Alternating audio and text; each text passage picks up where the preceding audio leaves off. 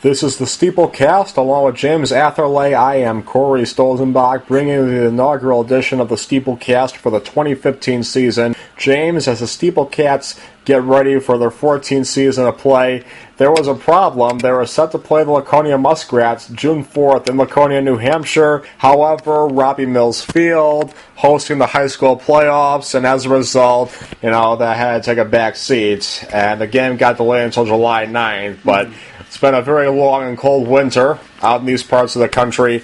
And I'm sure the start of baseball season, SteepleCat fans want to whet their appetite, but they're going to have to wait until one more day. Yeah, it's going to be another day, but I got to tell you, it's going to be fine anyway. You can use that other day to get other things ready. The last thing that we want is to pretend that baseball is the biggest thing going on in life. Yeah, it's the biggest thing going on in North Adams, but this delay gives the families an extra day to get ready for the season and get ready for all the fun and excitement that it promises to be. Well, that next night, James, is against the Keene Swamp Bats, as you know. That's in Keene, New Hampshire. So it's the same state, so it's not like it would have been a very far travel for the SteepleCats. No. But last year, not that it means too much, but just to give fans possible some excitement, last year against Keene, 4 wins, 2 losses, a game was suspended, and a game was canceled. So it's a whole new year this year, but I have to say, if last year's any indication, should be some excitement for SteepleCat fans when facing this team. Oh yeah, absolutely. 4-2 against the Keene Swamp Bats. If North Adams played the Keene Swamp Bats the entire season last year, they would have made the postseason. They probably would have won big in last year. Alas, they weren't able to, but they did have Keene's number, and I think if you're one of the players or if you're one of the coaching staff, you've circled this game on your calendar because the mission right now is to have a good start and to start off 1-0. Right, and for the SteepleCats, you could easily make that up if you lose the first game of the season to Keene, but it's always good to get off on the right note because the SteepleCats, they didn't win their first game until their third game last year. Yeah, it was a little bit of a trying season for the SteepleCats last year, but thanks to some major additions, not just us in the broadcast booth, but in Jonah Bayliss as the general manager and guys like Mike Armstrong for the coaching staff, a lot of things are going to go right for the SteepleCats, especially offensively. Last year they hit just barely above 200, and we can't give that to this great city again. So it's going to be a much better season, especially offensively, for the Cats. But don't forget pitching, though, too. You have Matt Costello, St. Thomas Aquinas, Art Warren of Ashland. He's going to stay home and watch the draft because he's draft eligible. However, those pitchers are going to have to come up big this year in North Adams because there are 2 guys I'm looking at right now in Keene who are bound to do quite a bit of damage this summer. There's Garrett Chrisman, first of all. Last summer, 37th round, the Giants drafted him. Now he's completing his freshman year at Butler. He's hitting .320. He was a stalwart. He was just a juggernaut, if you will, in high school, especially his senior year. 27 games batted, .350. He was a state champion, a letter winner all 4 years, a lefty bat. And he's one of 2 guys that the SteepleCats will have to shut down if they want to beat. The other is Lucas Luopa. And the apple won't hang too far from the tree here because he's college teammates at Eckerd College with Jared Habershaw, who's going to be in the SteepleCats dugout this summer. Look for Luopa at the top of the lineup. He's batting .357. He's not a power guy, but he's great at getting on base. He has fantastic base running instincts. He's 21 of 27 in steals. So 2 guys can't win you a game all by yourself, but I tell you what, if they want to win this first game in Keene, they'll have to stop those guys. And I got to tell you, the Oakland Athletics would be proud of the program that Keene is running right now. 2 very, very good young gentlemen. Chrisman, you mentioned .350. Luopa, you mentioned .357. The fact that he can get on base as often as he does and as often as he has been, very, very important for Keene because small ball in this game, I think, is going to be pretty important, especially since it's the early part of the season. Teams are just starting to play with each other, and the chemistry might not be all there just yet. So I think small ball is going to be really important, and I think that's where Keene might actually have an advantage. Yeah, small ball does win a lot of games, and Billy Beane would love those guys until he decides to trade them. Yeah, until he decides to do that. Keene's not going to do that, but yeah, definitely Oakland would. Well, the SteepleCast, they have some small ball guys in themselves. They have Graham McIntyre, a guy who can run really fast. But how about a guy who has shown so much improvement and so much speed, so much power? I'm talking about Vinny Sienna, who is rated the 19th best prospect by the New England Baseball Journal. He's eligible for this year's draft. He played last year, and I gotta tell you, his average is way up, so is his home runs, twice as many RBIs, a much higher OPS and on-base plus slugging. He's more aggressive on the base paths. He's gotten better defensively. You want to talk about a 180 season, James, this is it. Oh, yeah, and I want to spit out a couple of numbers for the fans listening back home. This season, Vinny Sienna hit .362 with 7 home runs, which is good for any college season, and 54 RBIs. Those numbers are absolutely unheard of. The season before that, .231 batting average, 2 home runs, 25 RBIs. He wasn't half as productive his sophomore year as he was his junior year. So I think, and he mentioned it before in the preseason interview that he had with you. He was overthinking things. He was overdoing things. And so he settled down junior year, and he just destroyed the competition. And the season that Vinny Sienna had last year with the SteepleCats kind of reflected the troubles that he had in the collegiate season. But that now that he has such a great season his junior year, he's bound to have a fabulous season this year. That's if he plays, because you never know. He might hold out and try to get some more money. There, he could play this summer if he's drafted. But I tell you, look at the top prospects of this year's draft. He's not Brendan Rodgers. Mm-mm. He's not Daz Cameron. Mm-mm. He's a position player, so he's not Kyle Funkhauser. But you know what? Hey, he's a guy. You never know what kind of talent you can spot in the later rounds. You really don't, but I think this season is going to be really, really important for Vinny Sienna if he does decide to play, because, first of all, his confidence is there. It has to be after such a great season, the way that he had this year at school. But in any case, the confidence is there, and it's going to be really important for him to stay confident and to stay productive so that he can keep the momentum rolling throughout the early part of his career. Should provide a lot of optimism and a lot of excitement in North Adams this summer if he does play. James, thank you for joining me. Coming up next, I will go inside the GM's office with General Manager Jonah Bayliss. Don't go anywhere and stay tuned.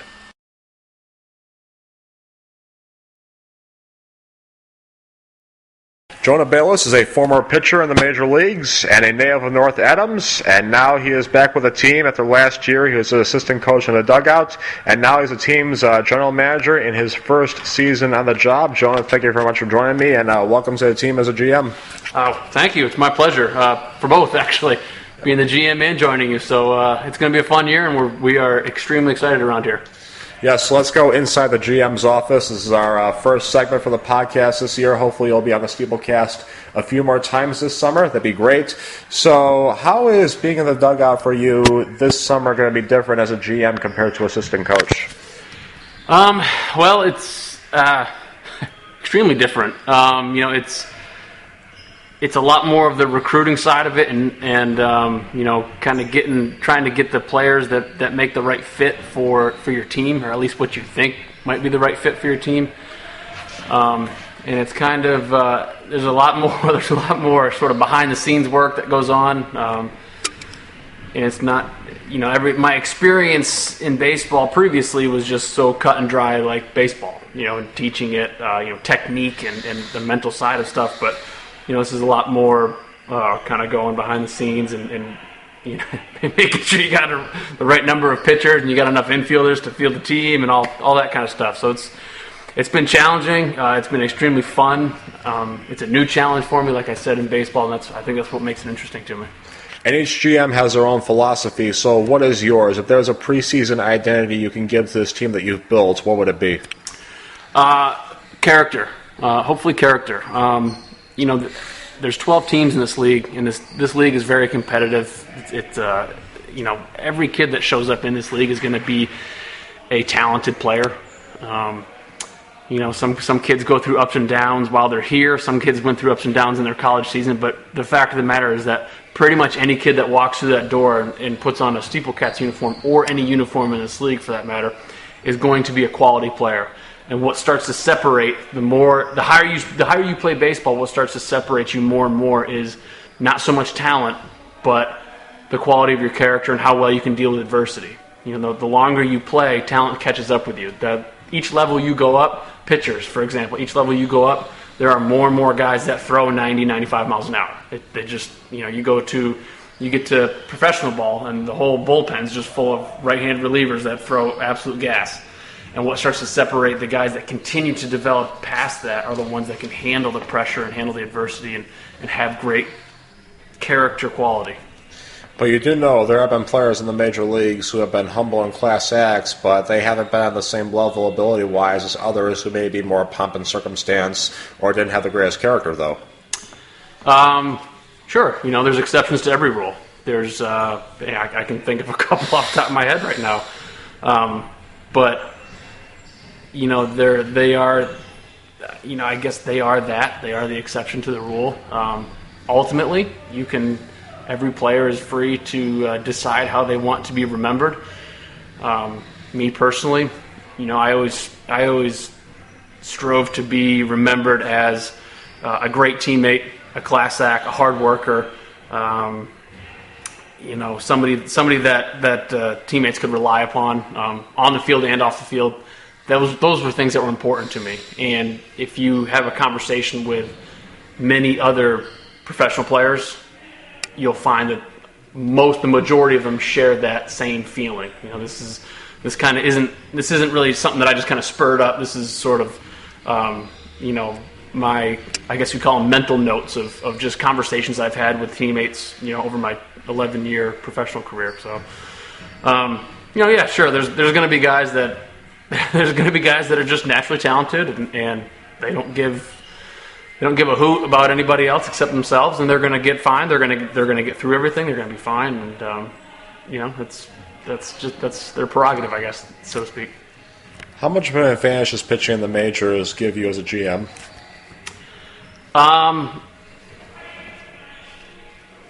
It gives me an advantage in the regard that kind of what we're talking about. I can offer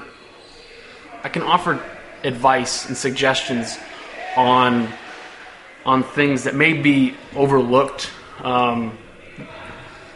by someone who, and it's not to say that they're unqualified or bad coaches, but they just don't know. So I'm talking a lot about character right now, and I can tell you firsthand that character plays a big part into the development of minor league baseball players.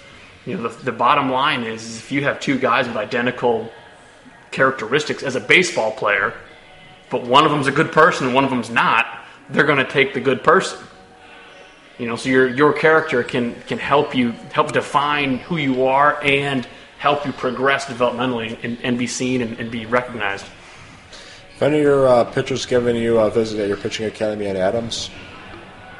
Just one, Tanner Bird, because he's a local guy. He worked out with me in the winter when he was home for winter break from college. So just Tanner. I know Tanner fairly well, but other than that, I have not. No. What kind of things did you teach Tanner? What kind of things did you teach him? We talked a lot about mechanics and efficiency and how to develop power. There's a lot to pitching. There's a lot to hitting, for that matter. There's a lot to everything. And we just kind of he would come in and throw, and we would just kind of talk shop for a little bit. I kind of kept it very laid back with Tanner. I didn't want to push anything on him. I just, when he sparked conversation, I engaged in it, and we just kind of kept it on that relationship there. And last year, his numbers come in better, and I'd say this year, Franklin Pierce's numbers indeed are better. So I guess we're hoping that carries over because you knew him from last year when you were an assistant coach. Correct. And Tanner did. He had a very good year. He had an exceptional year. And actually, if you really dive into the numbers, you'll see that I think that the only earned runs he gave up were in one outing or maybe two. But he did. He kind of turned it around for him a little bit. And yeah, I've already spoken with him a little bit, and he's very excited to try and keep that ball rolling right into SteepleCat season. And if you were to pick someone to be the breakout pitcher this summer for the SteepleCats while we're on that subject, no pressure, Jonah. It's really hard. It's really hard to predict something like that, again, especially in a league like this, because you have kids that are so talented, and maybe they, for whatever reason, maybe they had a bad college season, okay, and so maybe their numbers coming in right now don't look that impressive. But like I said, the fact that they're in this league speaks volumes to their talent. And so it's really hard to say, to look at a roster and go, he's gonna be great, he's gonna be great, he not so much, It's really hard to do that because you quite frankly you just don't know. We do have some guys that enjoyed very successful seasons, but it's almost unfair to kind of single one out. I guess my GM pitch is you're gonna have to watch the games. Last but not least, your measurement of success for the season. My measurement for success for this season is revolves heavily around player development. I played in the league for 2 years, and I can promise you firsthand that without a doubt, my time in this league helped me get drafted. I went to a small college in Division III in New England, and the fact of the matter was that pro scouts just weren't showing up to Trinity College baseball games because they were in the area. They just weren't showing up, and I credit being seen and getting the opportunity to play professional baseball to this league. So it's very important to me to have the kids realize that and have them recognize that this is a great opportunity for them. Their professional ranks are dangling on a carrot stick right in front of them right now, and they have a very good opportunity to try and snag that carrot from them. And that's just a message that I really want to drive home with them. And then on the fan side of it, we want to have a great summer. We want to have fun. We want everybody to enjoy it. Obviously, we want fans to show up, come on out. We got some new things planned for the park, and it should be great. That wraps up our inaugural segment for Inside the GM's Office with Jonah Bayliss. Jonah, thank you for joining me again. Thank you very much for having me.